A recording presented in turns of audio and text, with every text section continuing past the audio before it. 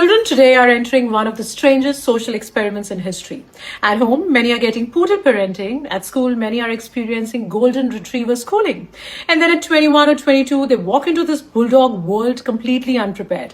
Now, if you have never heard these terms before, hear us out. So we live in times where parents and schools make total effort at keeping discomfort and inconvenience far, far away. But for how many years can we really protect our children? Till 16, 18, okay, till 21.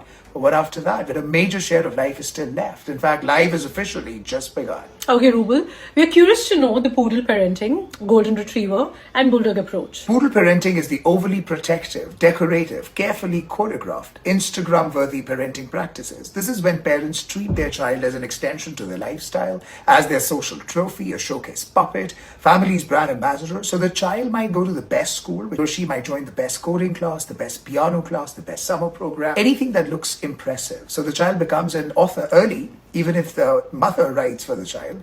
In short, everything is for the glittery portfolios, the certificates, photos, social media captions. Parents are even ready to fight for a half mark on the PT meet to have their child's name on the bulletin board. And then comes another layer, schools, because schools today are also under enormous pressure. True, parents are the paying customers after all, so schools naturally begin responding to the market demands, and that's where the golden retriever schooling comes into picture.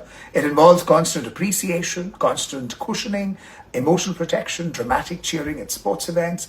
Every performance is deemed outstanding. Every effort is called amazing. Every child is absolutely brilliant. There is no first, second, third because reality is to be avoided.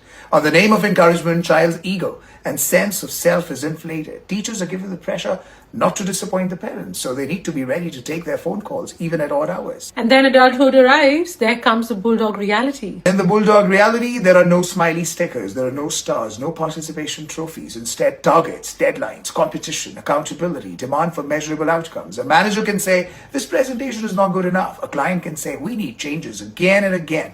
A colleague can disagree and play strategic politics. Feedbacks can be blunt. Pressure can be uncomfortable.